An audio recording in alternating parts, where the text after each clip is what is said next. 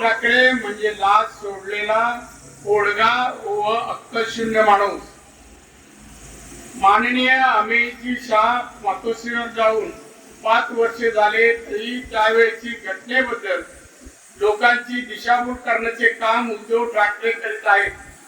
माननीय अमितजी शाह यांनी उद्धव ठाकरेंचा प्रस्ताव मान्य केलाच नव्हता. माननीय अमितजी शाह यांनी अनेक वेळेला भाजपने शिवसेनेला 2.5 वर्षाची मान्यता दिली नव्हती. हे खुलासा आहे. मुख्यमंत्री असूनही महाराष्ट्रातील जनतेसाठी काहीच न करू शकलेला असा अपयशी आणि महाराष्ट्राला मागे नेणारा हा मुख्यमंत्री होता.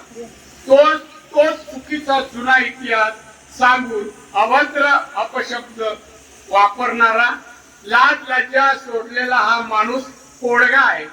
सत्ता गेल्याने आणि डोळ्यासमोर 40 आमदार सोडून गेल्यामुळे हा माणूस अपयशाने व भविष्याच्या चिंतेने वैफल्यग्रस्त झाला आहे. भाजपने शिवसेना माननीय बाळासाहेब ठाकरे यांनी शिवसेना पक्ष निर्माण केला व देशभर पसरवला.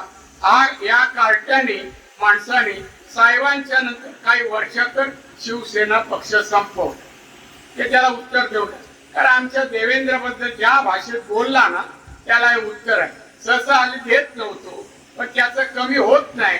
आता त्याला सांगतो मी आता खासदारकी लढवतो, तू आता येतो शिकडे ये आणि असे शब्द सिंधुदुर्गात बोलून दाखव.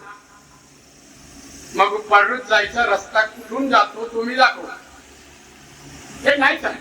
आमचे नेते माननीय मोदीजी असो, माननीय अमित शाह असो, देवेंद्र फडणवीस असो, आमचे नेते तुझ्यासारखं सगळं सोडलं नाही. 2.5 वर्ष मुख्यमंत्री 2 दिवस फक्त मंत्रालयात गेला. त्या कोकणाला काही दिलं नाही, एक योजना नाही,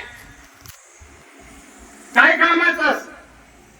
आंब्याचं झाड लावलं, खत घातलं, फवारणी केली, वाढत गेलं आणि आंबे लागले ना. काय शेतकरी काय म्हणतो, काय कामाचं आहे झाड, एवढी मेहनत केली आपण.